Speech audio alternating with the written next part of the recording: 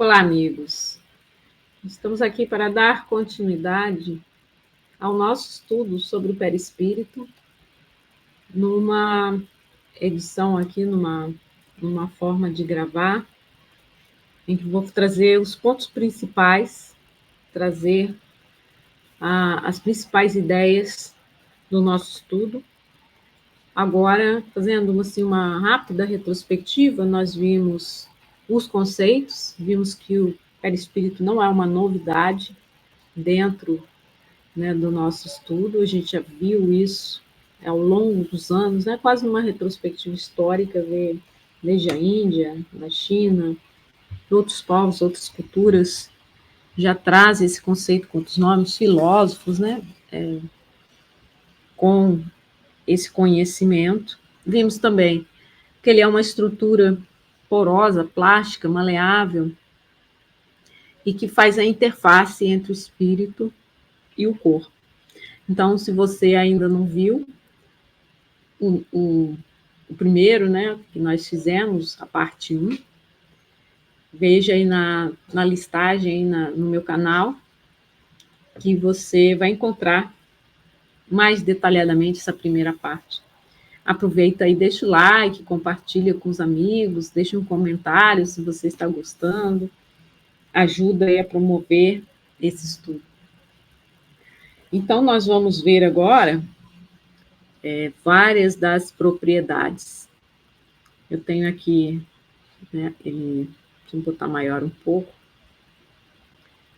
as propriedades, né, a plasticidade, a densidade, a ponderabilidade, luminosidade, odor, temperatura, várias dessas propriedades, que são características, são especificidades do perispírito, e que vem trazer, né, segundo o autor, o Zalmino Zimmermann, que vem trazer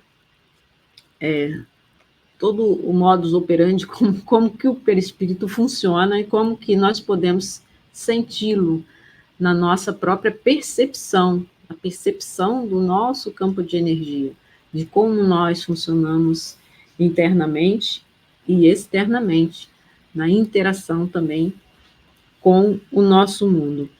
Então, vamos hoje falar sobre a plasticidade. Então, outras propriedades são mais curtinhas, mas a plasticidade é bem grande. Tem vários aspectos aqui para nós comentarmos. Então, vamos dar um ênfase de hoje, falarmos só da plasticidade. Então, o perispírito é quintessenciado, ou seja, ele é feito do fluido cósmico universal, né, das estruturas materiais. Então, ele é matéria, mas muito sutil para nós e invisível. Mas para os espíritos ele é visível, maleável, tangível, e até podem, por força do pensamento, aí, modificá-lo. Então, o Emmanuel vem nos dizer que o perispírito é o eterno espelho da mente, modelando-se de acordo com o seu comando plasticizante. Então, ele é o espelho da mente, ele vai refletir tudo que a mente está pensando ali e vai formar, né, criar essas formas, pensamento ao nosso comando mental. Então, ao comando mental você vai modelar, né? Plasticizante é aquele que consegue mexer, né, maleável, assim, consegue se modificar. Com esse poder que é plástico.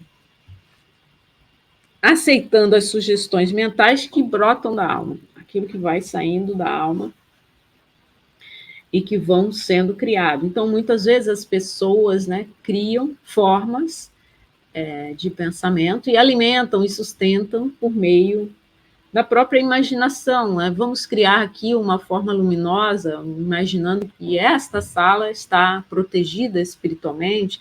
A gente cria uma forma de luz, de um halo de luz, de uma estrela, de um brilho, de um coração, uma pombinha, o que for que você queira criar, flores, árvores, qualquer coisa que você imagine, crie essa forma e atribua a ela potencialidades. Você vai estar criando uma forma mental que vai sustentar ali tudo que você emprestar a ela. Então, essa forma mental vai purificar o meio ambiente. Então, quando a gente está fazendo, por exemplo, leituras edificantes, você pode ler e pode imaginar que essa leitura, essa sua fala, conteúdo dali, está impregnando as paredes, está fortalecendo, né, com o significado dessas palavras, está protegendo o seu ambiente. Então, esse é um potencial que nós temos de criar, né, nós aqui encarnados, e o espírito também. E que não vem a dizer com a elevação moral. Todos aqui, nós encarnados, indistintamente, temos esse poder de criar. Alguns conscientemente vão criar, outros inconscientemente vão criar. Então, como que isso acontece? Né? Ele é um treino da vontade e do pensamento. Tem a dizer com a capacidade intelectual e com o desenvolvimento da vontade, como um treino mental. Aquele que pensa que quer criar uma forma ou que ele quer criar algo, né, que venha auxiliá-lo, como de propósito, né, com intenção de criar. E há também aqueles que não sabem e que criam, já vamos falar sobre eles. E independe do aperfeiçoamento moral. Claro que os espíritos mais elevados, os que têm mais consciência, os que têm mais pureza, os que estão mais propícios a auxiliar, eles vão criar formas mais harmônicas, vão criar hospitais espirituais, eles vão criar, né, lugares de acolhimento e de pacificação e vão sustentar esses locais, né? A gente tem exemplo na obra Memórias do Suicida, do Hospital Maria de Nazaré, que é sob o patrocínio espiritual de Maria de Nazaré. Então, ela sustenta, pela sua misericórdia, esse hospital, onde ali os espíritos são acolhidos, espíritos caídos moralmente, aqueles que transgrediram tão profundamente a lei de Deus, que somente a misericórdia da Mãe Santíssima pode atuar junto a eles. E eles são levados para lá, são acolhidos, orientados, encaminhados, esclarecidos, e têm uma chance, né, de aprendizado.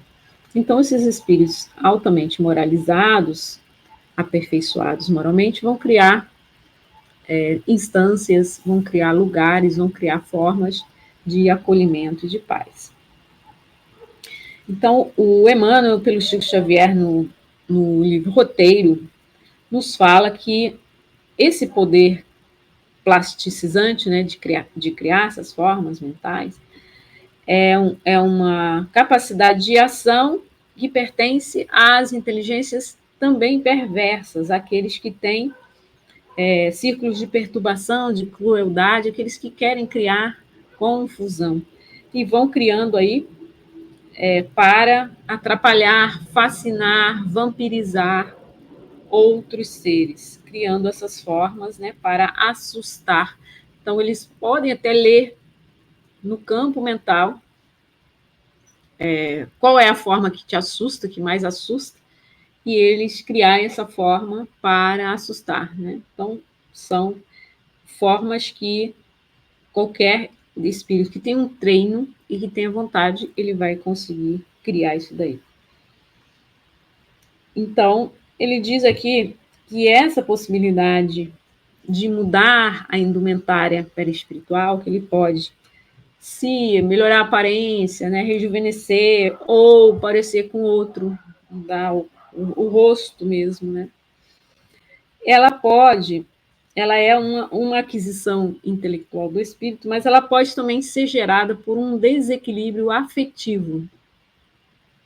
Pode ser que ele entra numa retração, uma contração do perispírito por causa de um monoideísmo. O monoideísmo é quando a pessoa está numa ideia fixa que ela não sai dessa ideia. Por exemplo, a pessoa que se cristalizou no medo, ele vai se fechando de tanto medo, deixa de sair porque ele tem medo de assalto, medo de morrer, medo de qualquer coisa. Vai se fechando dentro de casa, depois não pede mais nada, né, porque ele tem medo de abrir a porta, e depois não sai do quarto porque ele tem medo de ir até a sala, e depois não levanta nem da cama porque tem medo. Então ele vai se cristalizando, e no corpo perispiritual, isso quando é um desencarnado, ele vai encolhendo naquela ideia fixa ali. Pode ser que ele esteja também empedernido, né, com a vontade de se vingar muito forte de alguém que tenha feito algo a ele, que tenha lesado, roubado, matado, matou a família. Ele fica com aquela ideia fixa da vingança, da vingança, da vingança, e ele se recolhe, vai se diminuindo até cristalizar-se no que o Chico Xavier, né, trazido pelo Chico Xavier e o espírito André Luiz, chama de ovoides, que são formas reduzidas, né, mais ou menos da cabeça, do tamanho de uma cabeça, maior um pouco que uma cabeça. É uma forma humana que se cristalizou em seus pensamentos e foi ali reduzido. E essas formas, elas podem ser colocadas, né, nos processos obsessivos, nos quadros obsessivos, porque são utilizadas pelos fascinadores, né, pelos vampirizadores, que colocam ali para sugar as energias. Então, às vezes, um grande remorso, um arrependimento depois de não ter feito alguma coisa que poderia ter feito, um ódio, um egoísmo tão grande, aí, como eu falei, uma vingança, um medo, uma culpa, qualquer coisa que se cristalizou, ele se recolhe, recolhe, recolhe, e pode instalar no outro ser humano, né, no encarnado, uma simbiose. Ele vai ficar alimentando e se alimentando das energias que são parecidas e vai ficar induzindo o outro também ao mesmo estado depressivo ou ao estado de ódio. Então, é a retratilidade do perispírito. E nessa retratilidade, né, que ocorre nesses casos especialíssimos da ovoidização, também vai ocorrer quando o espírito precisa reencarnar. Então, quando ele vai reencarnar, o seu perispírito precisa perder aquela forma, que era a forma da vida anterior, para que ele possa reassumir um novo corpo. Então, ele sofre uma perturbação de esquecimento de quem ele foi, de tudo que ele passou, aprendeu no plano espiritual, e tem o seu perispírito encolhido para que ele possa ser atrelado ao corpo da mãe, onde ele vai ali governar e orientar todo o processo de expansão novamente, de crescimento junto com o corpo, dando orientação ao corpo, trazendo direcionamento ao corpo. Ou também, né, a forma dele, né, perispiritual, vai orientando, reduzindo para caber, né, naquela sementinha que vai dar origem a um novo corpo ali. Então, ele fica atrelado ao corpo da mãe ali. Outro processo é quando os espíritos iluminados reduzem a sua luminosidade, reduzem a sua forma expandida, né, abundante de energia, de luz, se revestem de cinzas para vir à Terra ou para missões especiais aqui na Terra. Então, quando eles têm de atuar em postos de socorro. Faz uma formação aí diferenciada. Então, há uma diferença entre essa adaptação do perispírito e os processos de ideoplastia. Então, ele adapta o seu perispírito, reduz a sua luz, e o processo de ideoplastia, quando ele, por força mental, um alto poder mental, né, ele vai modificando aí como que se processa, né? Então, os processos ideoplásticos são criações de formas tangíveis, mais tangíveis, formas de pensamento, né? Sustentadas pela ação mental, consciente ou inconscientemente. Conscientemente, já falei, quando a gente cria algo que a gente quer criar, então, uma forma, imagina essa forma, imagina a proteção, imagina quando está orando, imagina essa energia ao seu redor e cria essa forma pensamento. Ou então, quando você não sabe que está criando, mas está criando. Por exemplo, essa pessoa que tem muito medo, né, que deu o exemplo, ele está criando ali uns monstrinhos, umas formas de pensamento medrosas também, que ficam ali roubando energia, querendo alimento, né?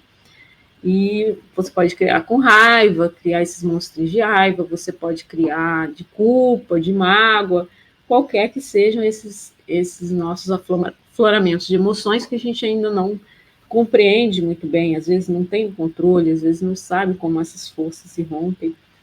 Elas vêm nessas ondas inconscientes. E a gente vai alimentando, eu tenho medo disso, tenho medo daquilo, ou estou com raiva disso, desse, daquele, sabe? Vai alimentando e essas formas depois vão roubando energia sem que a pessoa se dê conta.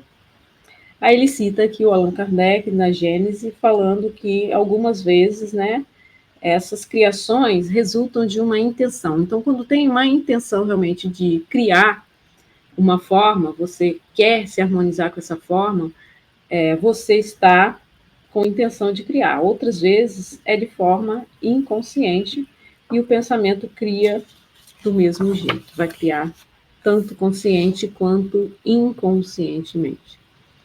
E se você está gostando do curso, está incentivando aí o nosso trabalho, né? Deixa aí sua curtida, deixa o seu like, deixa a sua vibração amorosa, deixa o seu carinho, coloque um comentário e participe aí com perguntas. Também podemos responder a perguntas mais adiante, se você quiser interagir aí conosco. Aí, caminhando um pouco mais, tem o exemplo aqui do espírito doente, daquele que, quando ele desencarna, ele leva ou um próprio defeito congênito aí, ou uma ferida, uma cicatriz, uma marca que ele tinha, que era do corpo físico. O corpo físico fica aqui no plano físico, né? O duplo etérico fica aqui no plano físico, o perispírito vai para lá e leva essa marca. Porque quando nós encarnamos, nós somos exatamente o mesmo que nós éramos encarnados. Então, se tínhamos aqui viciações, essas viciações vão conosco, continuamos com as mesmas viciações, apenas sem o corpo físico. E também a pessoa, né, às vezes ela nem se reconhece sem aquela marca, sem aquela dor, né? Ele passou tanto tempo de doença, às vezes anos e anos acamado, anos e anos doente. Quando desemboca lá no plano espiritual, né, desaba lá no plano espiritual, ele nem se entende mais sem aquela dor, sem aquela doença. E aí chega lá, ele carrega essa forma, e até que ele se dê conta de que isso era do corpo, não era do perispírito. E não precisa mais manter, né, sustentar essa dor, essa deficiência ou essa mazela moral. Pode deixar tudo por aqui. Aí ele fala que da mesma forma, em relação aos trajes, as roupas, né, a Ivone do Amaral Pereira fala até de óculos que as pessoas usam para a leitura. Quando ela estava lendo, ela sentia a aproximação desses irmãos, e às vezes eles punham óculos para ler, porque estavam habituados ao óculos de leitura. Então, em obras póstumas, o Kardec fala que um guerreiro vai aparecer com a sua armadura, um sábio vai aparecer com seus livros, e um assassino com o seu punhal. Então, tudo levando daqui do mundo físico para lá essas emanações que impregnam o pensamento. Leva para lá e o espírito manifesta, né, lá tudo que ele vivencia aqui. Aí vamos a um assunto mais delicado, que é a zoantropia ou a licantropia, que são as formas, né, criadas pela força do pensamento, onde nós podemos distinguir aí as criações animalizadas. O ser, né, ele acaba por criar, por meio da forma mental, essa ideoplastia. Então, aqui a ideoplastia sendo a criação mental das formas variadas, sustentada pela ação do pensamento, consciente ou inconsciente. Para os espíritos, o pensamento e a vontade são o que a mão é para o homem. E algumas vezes as transformações resultam de intenção e de outras são produto do pensamento inconsciente. Então, são partes de a gênese. E aí nós vemos que essa busca, né, nossa pela compreensão nos leva a pensar nesses espíritos que se modelam como animais, que são formados, né, pela uma forte sugestão mental. Então, pode ser que ele mesmo comece a pensar que ele está com tanta raiva, ele está tão embrutecido, ou ele está tão agressivo com o outro, com palavras cruéis, com palavras rudes, ou com pensamentos, né, projetando em sua ação. Está tanto fazendo isso que ele acaba por constituir uma forma animalizada. Então, ele é tão agressivo como um tigre, é tão mau como um lobo, tão feroz como um cão, e qualquer outros animais. Então, zoantropia, é do zoológico. Zoantropia vem de animais, né? E pode ser qualquer forma, morcegos, né? Animais que são criados pela força do pensamento dos seres humanos que se acham tão maus, né, quanto esses animais, tão agressivos. E isso acontece porque ele vai regredindo o seu perispírito para o seu aspecto animalizado. Ele vai se voltando para o seu lado mais sombrio. E esse lado começa a aflorar e ele modifica sua aparência. Ele mesmo modifica. E aí ele passa a ser essa fera, né? Essa característica agressiva ou mais brava, ou qualquer outra característica, né, que venha encontrar num animal. No caso da licantropia, ele se transmuta aí num lobo. Isso pode acontecer por esse processo ideoplástico, né? Ele mesmo fazendo isso, ou por uma sugestão hipnótica. Pela sugestão hipnótica é feita por seres perversos também lá do plano espiritual que coordenam os lugares onde eles ficam aglomerados ali, onde eles ficam na mesma ideação mental desses locais, por muito sofrimento, por muita ignorância, por não saberem sua condição. E aí esses seres perversos começam a sugerir: você é tão mal, parecendo um animal, você está parecendo feroz, você pode morder. Você começa a sugerir alguma coisa nesse sentido, e o outro aceita essa sugestão. Quando ele aceita, o seu perispírito muda, e ele passa, então, a atuar como esses seres. Claro que isso não é para sempre, né? São formas provisórias, e que assim que o espírito se der conta de sua liberdade, ele vai deixar essas formas. E se ele não se der conta, se ele for socorrido, for auxiliado, né, há também formas de reconstruir por meio do processo contrário, né, fornecendo ali a forma humana e auxiliando a sair dessa redução e dessa modelagem na própria prisão mental em que eles estão. Aqui passa a falar sobre a ectoplasmia, né, que é um processo de mentalização, onde, se houver um médium de efeitos físicos, ele vai doar esse elemento, o ectoplasma, que se desprende. Vamos mais para frente falar desse processo, né? E pode modelar aí o material mental.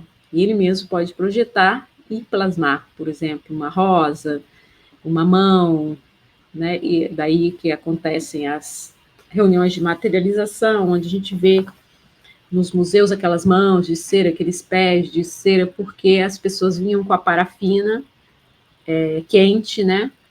E pediam a materialização para enfiar aquela mão materializada ali dentro e modelar, então, a mão do espírito, que seria feito, né, dessa substância, o ectoplasma, e materializa na parafina. Então, daí tem vários exemplos por aí que eram feitos antigamente nas reuniões de materialização.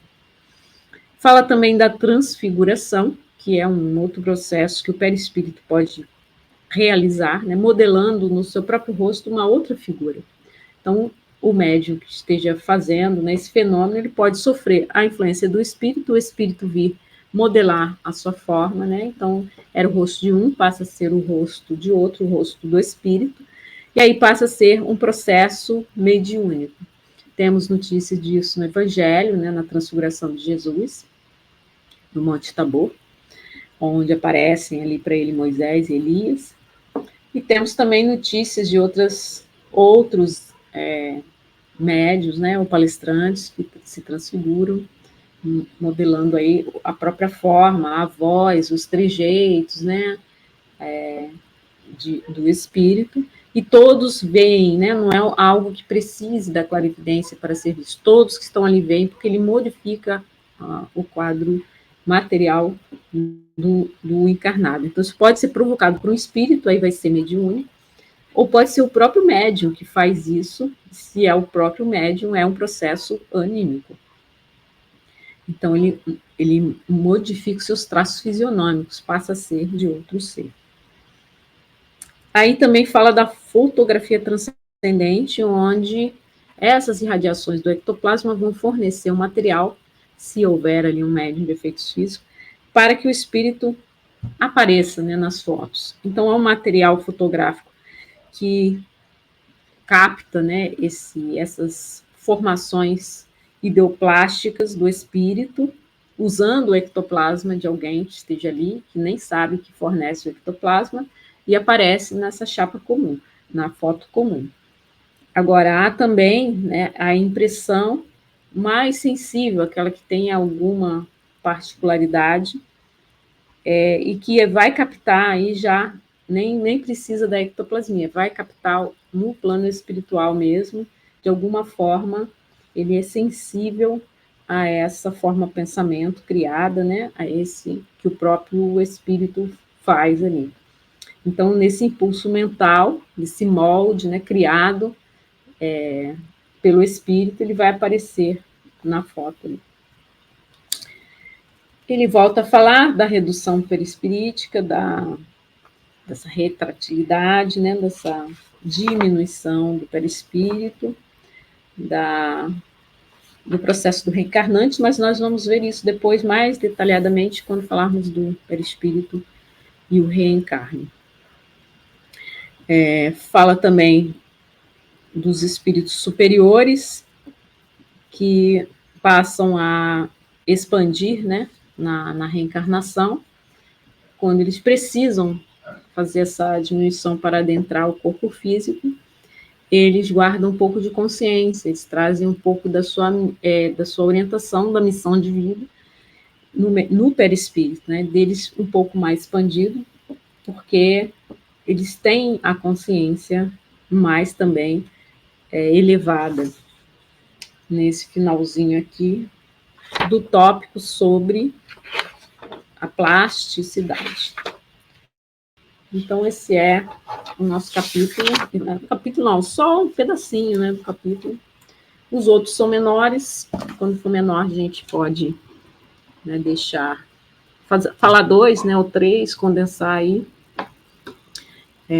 Espero que vocês estejam acompanhando, estejam gostando, esteja sendo clara e que deixe, né, para vocês aí algumas informações úteis. Então, deixe seu comentário, deixe o seu like, sua apreciação, sua dúvida, que nós vamos ler, responder. E agradeço, então, pela sua participação, pela sua atenção, por esses momentos aí que a gente trocou.